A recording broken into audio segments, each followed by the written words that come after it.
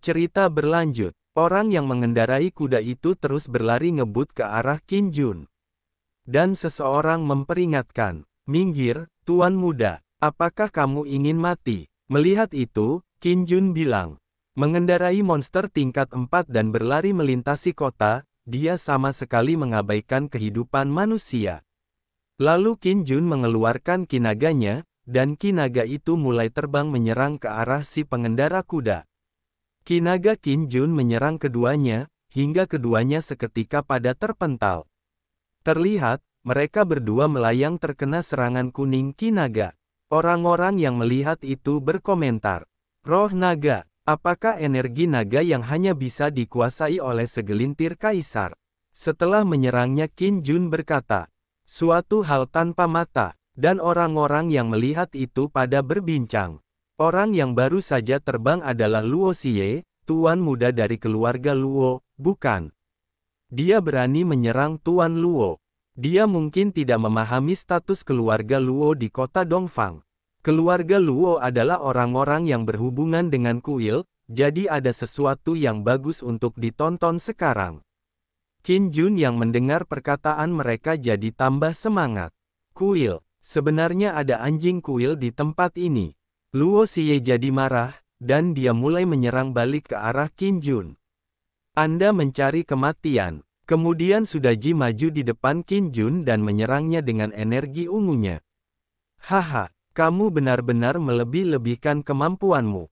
Energi ungu milik Sudaji langsung mengelilingi tubuh Luo Xie. Luo Xie jadi panik, dalam hatinya bilang, "Aneh, kenapa tubuhku tidak bisa bergerak?" Musuh terpesona dengan kecantikan Sudaji. "Cantik, cantik. Kamu tahu kamu takut, kan? Dedikasikan dua wanita cantik ini untukku, dan aku mungkin mempertimbangkan untuk menyelamatkan nyawamu." Qin Jun menanggapi, "Jika kamu berani mengingini wanitaku, kamu mencari kematian." Kemudian Luo Xie terkena serangan ki pedang di dadanya. Luo Xie berkata, "Beraninya kamu membunuhku. Tahukah kamu siapa aku?" Qin Jun menanggapi, "Saya tidak peduli siapa Anda." Kemudian Luo Xie melompat dan akan menyerang Qin Jun. Di sisi Qin Jun, dia menggerakkan pedangnya untuk melawan. "Cuma bercanda, hentikan jika kamu bilang berhenti, maka aku akan sangat malu." Dan terlihat, beberapa ki pedang menancap di badan Luo Xie, yang membuatnya menjadi suram. Dan kemudian dia terlempar sampai menabrak sebuah rumah di sana. Lalu muncul seseorang di depan Qin Jun. "Suzy, berani sekali." Melihat orang itu, Qin Jun bergumam, "Biksu alam surgawi." Kemudian si serangga berkepala 9 yang maju berhadapan dengannya. "Yang mulia, aku datang." Tanpa basa-basi, serangga berkepala 9 langsung menyerang orang itu, hingga dia terpental jatuh dengan keras. Terlihat, orang itu terpental sangat jauh. Para penonton di sana berkomentar, "Apakah ini sudah berakhir?" Itu adalah seorang biksu di alam abadi surgawi. Bahkan tidak ada kesempatan untuk bertarung. Melihat serangan kuat serangga berkepala 9, Qin Jun bilang, "Sayangnya, kamu memiliki temperamen yang panas." Sanzang di belakang Qin Jun bilang, "Amitabha." Kemudian Qin Jun melanjutkan perjalanan. "Teruskan saja." Zhu Baji bertanya, "Guru, mengapa saya merasa seperti sedang mencari kitab Buddha dari barat lagi?" Luo Xie yang melihat Qin Jun dan lainnya pergi menyimpan dendam. Penuh kebencian, serangga berkepala 9 bilang, "Yang mulia, anak itu belum mati, apakah perlu aku singkirkan?" Qin Jun menanggapi, "Tidak, mari kita lihat, apakah dia bisa membawa bala bantuan sebelum kita pergi." Berpikir, tampaknya konflik antara saya dan kuil belum meluas, karena terkait dengan wajah kuil, alasan dia diselamatkan dari nyawanya adalah untuk melihat, apakah dia bisa memimpin orang-orang kuat dari kuil, dan untuk mengetahui kekuatan kuil secara keseluruhan. Berpindah di suatu tempat, terlihat ada seorang wanita, yang tergeletak di lantai. Di tempat itu ternyata ada Luo Xie, dia berkata, "Kita harus menangkap mereka, saya ingin mereka hidup lebih buruk daripada mati." Ayahnya Luo Xie berkata, Anda orang yang tidak kompeten, segera setelah saya menyerahkan kuda berkuku api itu kepada Anda memamerkan kekuatan Anda di kota. Saya bukan penguasa kota timur. Luo Xie menanggapi, Ayah, kamu harus membuat keputusan untuk anak-anakmu. Kemudian ayahnya menyamparnya sampai terpental menabrak tembok. Aku akan dibunuh olehmu cepat atau lambat. Dan setelah itu, gambar wajah Qin Jun dan lainnya, beberapa gambar mereka ditempel di dinding, dan dilihat para warga di sana. Orang-orang di sana pada berkomentar, apa yang dilakukan orang-orang ini? Terjadi pertempuran besar bahkan portalnya pun ditangguhkan. Sangat menyakiti Luo Xie. Mungkin ini pertama kalinya dia datang ke kota Dongfang, jadi dia tidak tahu asal-usul Luo Xie. Apakah tidak masuk akal jika kami, wilayah Dongyan yang perkasa, ditindas seperti ini hanya karena kami hanyalah di Aken Kuil? Sanzang yang telah mengetahui situasi dari atas jendela berkata, Yang mulia, sepertinya pihak lain telah mengambil tindakan. Liu Ruolai yang duduk di meja di samping Qin Jun berkata, Kota Timur memiliki anggota keluarga Timur sebagai penguasa kota, dan kepala keluarga-keluarga Timur juga merupakan penguasa wilayah-wilayah Dongyan saat ini. Qin Jun bilang, Kaisar Malam dikalahkan oleh Yang Jian, menurut Anda, apa yang dapat dilakukan penguasa wilayah Timur terhadap saya? Lalu, muncullah orang-orang yang pakai senjata pedang di ruangan Qin Jun. Jangan bergerak dan tangkap dia, jika tidak jangan salahkan pedang karena tidak memiliki mata. Serangga berkepala 9 langsung muncul dan menyerang mereka semua. Enyahlah. Mereka semua yang membawa pedang langsung pada terlempar dari ruangan Qin Jun. Pemilik toko berkata, pahlawan senior yang terkasih, bisakah kamu meninggalkan toko kecilku? Aku tidak tahan dengan kehancuran. Qin Jun menanggapi, jangan khawatir, tidak akan terjadi apa-apa pada penginapan Anda, asalkan makanan dan wine Anda cukup enak. Masih ada beberapa jam sebelum senja, semua orang menikmati makanan dan tidak perlu terburu-buru. Liu Ruolai bertanya, apakah kita hanya menunggu di sini? Qin Jun menjawab, tentu. Liu Ruolai berpikir, apakah orang ini benar-benar tidak takut menyinggung seluruh wilayah Dongyan? Qin Jun berpikir, sebenarnya, saya sangat penasaran dengan tokoh besar seperti apa yang akan terlibat dalam masalah ini. Meskipun peri kupu-kupu hitam akan membantu menahan tekanan dari kuil, misinya telah terpicu, yang berarti kuil harus menyingkirkanku. Untuk mencegah kerusakan di wilayah selatan, saya hanya bisa menarik senjata sendiri, dan membiarkan kuil mengejar saya. Saya juga bisa dengan cepat menjadi lebih kuat dalam pertempuran. Setelah itu Daji muncul dan berkata, Yang mulia, aura ini adalah Tai Xuanxian. Qin Jun berpikir, tanpa diduga, ada Tai Xuanxian yang bersembunyi di kota kecil Dongfang. Lalu Qin Jun berkata, siapapun yang ingin berperang, ingat, jangan merusak penginapan ini. Kemudian Yang Jian berkata, Yang Jian bisa bertarung. Sanzang berkata, Amitabha, silakan sebagai biksu yang malang. Tang Sanzang, ini pertarungan, biksu harus tinggal dan membaca sutra. Zhu Baji bertanya, Guru, apa yang akan kamu lakukan? Qin Jun berpikir, Tang Sanzang secara pribadi meminta pertarungan, tetapi itu jarang terjadi. Ini adalah saat yang tepat untuk menguji kekuatan aslinya setelah mencapai puncaknya. Lalu Qin Jun bilang, oke, majulah Tang Sanzang. Ayahnya Luo Xie berkata, apakah kamu pembunuh yang menyakiti anakku? Orang itu menatap Tang Sanzang dengan niat membunuh. Tang Sanzang menanggapi, Amitabha, anakmu bukanlah orang baik, tapi aku bisa mengajarinya untuk mengubahnya. Ayah Luo Xie berkata, bagaimana aku bisa membiarkanmu mengajari anakku? Bagaimana menjadi begitu sombong? Tang Sanzang menanggapi, dunia diatur oleh prinsip-prinsip Dharma. Jika sang dermawan melanggar prinsip-prinsip Dharma, seorang biksu yang malang juga dapat memberi Anda pelajaran untuk ayah Anda. Mendengar itu, Qin Jun jadi menyemprotkan air dari mulutnya. Engah. Berpikir, kapan Tang Sanzang menjadi bajingan seperti itu? Bukankah dia secara langsung mengatakan, bahwa aku adalah ayahmu? Tampaknya karakter Jin Chanzi mendominasi sebagian besar pemikirannya. Kemudian ayah Luo Xie mengeluarkan kekuatannya, berupa sebuah energi bundar gelap melingkar bercampur dengan aura merah. Dia berkata, saya pikir Anda sedang mencari kematian. Melihat energi besar itu, Tang Sanzang berpikir, jika pohon palem ini jatuh, beberapa blok akan hancur, dan banyak orang tak bersalah akan mati sia-sia. Sepertinya Rosen sama sekali tidak peduli dengan Dongfang Zhencheng. Kemudian Tang Sanzang mengeluarkan jurus telapak tangan raksasanya. Perbuatan baik akan dibalas dengan perbuatan baik, dan perbuatan jahat akan dibalas dengan perbuatan jahat. Bukannya Anda tidak akan dibalas, waktunya belum tiba. Terlihat jurus telapak tangan Tang Sanzang mulai menabrak energi bundar gelap itu.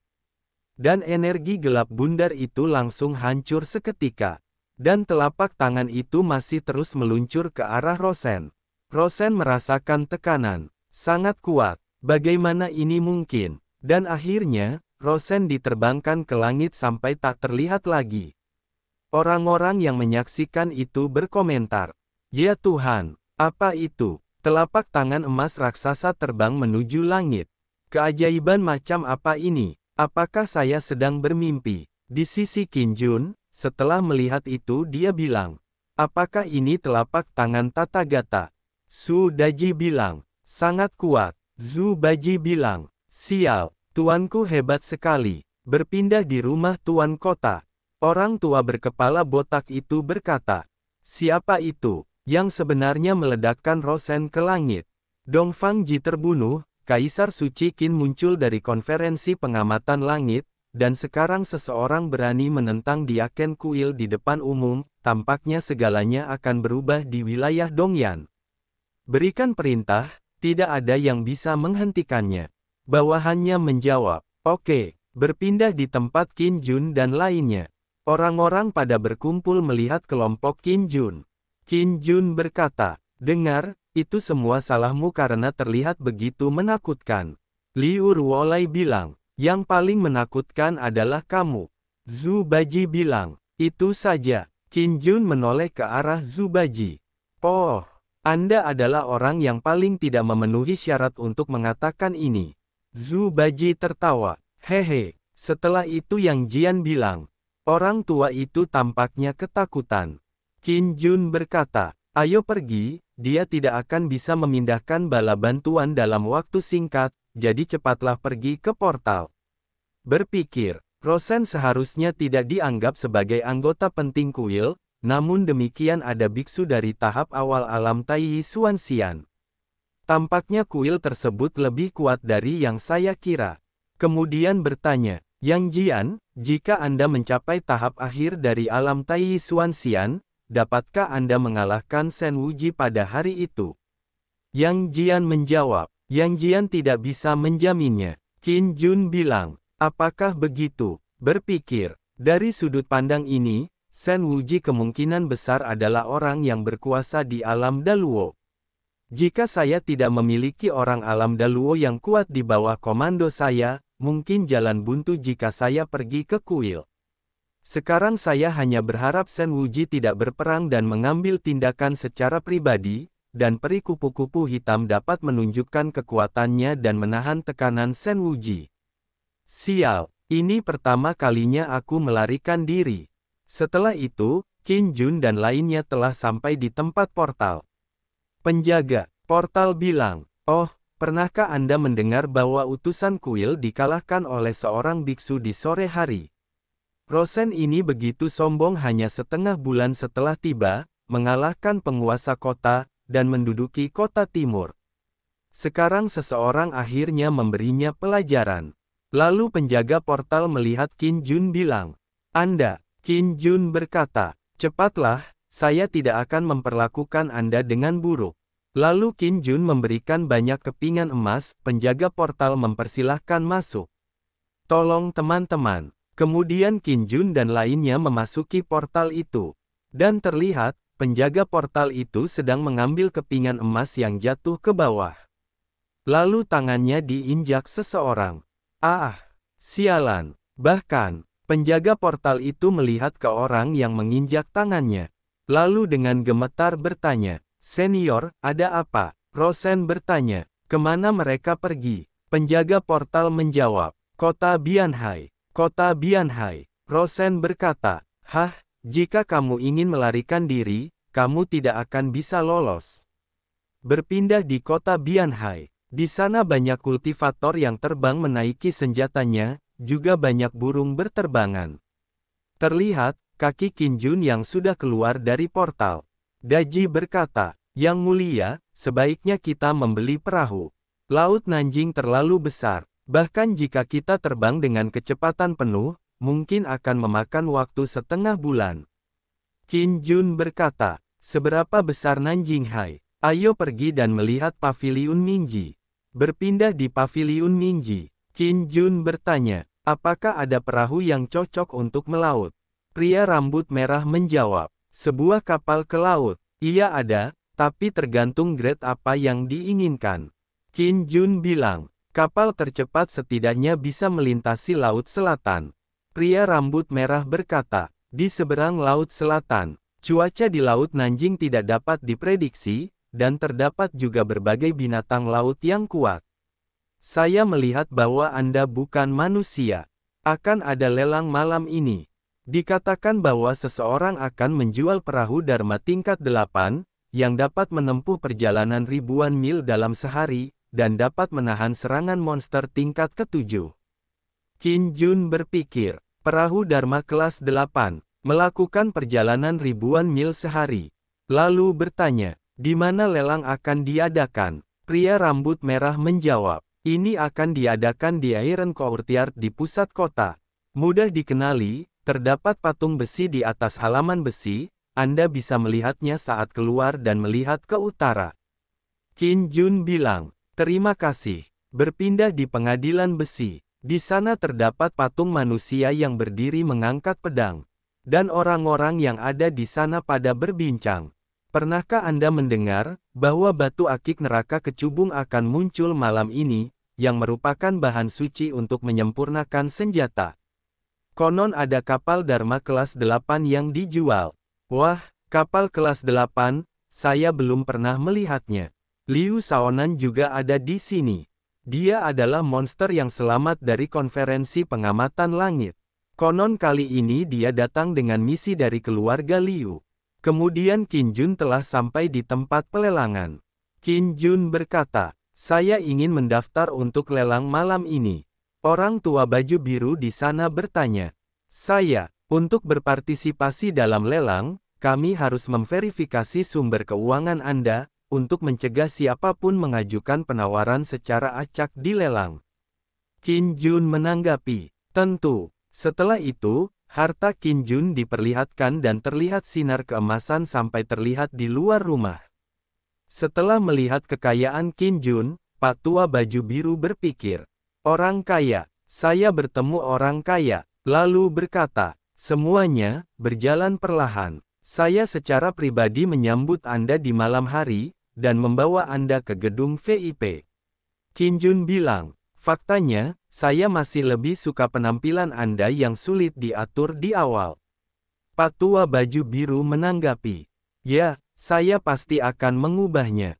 Orang-orang yang melihatnya berkomentar, "Hah, apakah mereka begitu kaya sehingga mereka meminta Tuan Li untuk mengantarkan mereka secara langsung?" Status Tuan Li di halaman besi tidaklah rendah. Tampaknya orang-orang ini tidak sederhana. Nampaknya lelang malam ini akan sangat meriah. Saya harap tidak ada yang merampas pedang besi mewah saya. Malam pun telah tiba. Liu Ruolai berkata, "Konon kota Bianhai dulunya hanyalah sebuah desa kecil dan jauh dari pantai. Hingga suatu hari, Raja Rubah Hijau memimpin klan monster Nanjinghai untuk menyerang wilayah Dongyan, dan kota serta desa di tepi laut wilayah Dongyan jatuh ke dalam neraka. Sampai suatu hari, seorang pria bernama Bianhai muncul. Dia sangat kuat, memegang pedang ajaib, dan mengusir gelombang binatang buas. Kota Bianhai adalah kota yang dibangun oleh penguasa domain untuk memujinya, sehingga semua orang dapat menghormatinya dan membiarkannya hidup selamanya di sungai sejarah. Qin Jun bertanya, jadi Bianhai juga tewas dalam perang itu? Liu Ruolai menjawab, konon setelah perang, dia menghilang dan terluka parah sebelum menghilang. Qin Jun berkata, dalam hatinya, kasihan sekali, meskipun menurutku aku tidak bisa melakukan ini, aku menghormatinya. Ji Yongsheng berkata, mati demi kebenaran umat manusia bukanlah hal yang menyedihkan. Qin Jun bilang, saya khawatir itulah yang terjadi pada awalnya. Lihatlah dirimu sekarang, kamu bukan manusia atau hantu, dan yang terpenting adalah pengadilan suci masih dihancurkan. Ji Yongsheng menanggapi, saya belum kalah, saya masih punya peluang menang. Qin Jun bertanya, di mana Anda mendapatkan peluang untuk menang? Ji Yongsheng menjawab, Anda adalah pemenangnya. Mendengar itu, Qin Jun jadi menyemprotkan air dari mulutnya. Engah, sialan, kamu benar-benar ingin mengambil tubuhku. Terkena konspirasi jelek.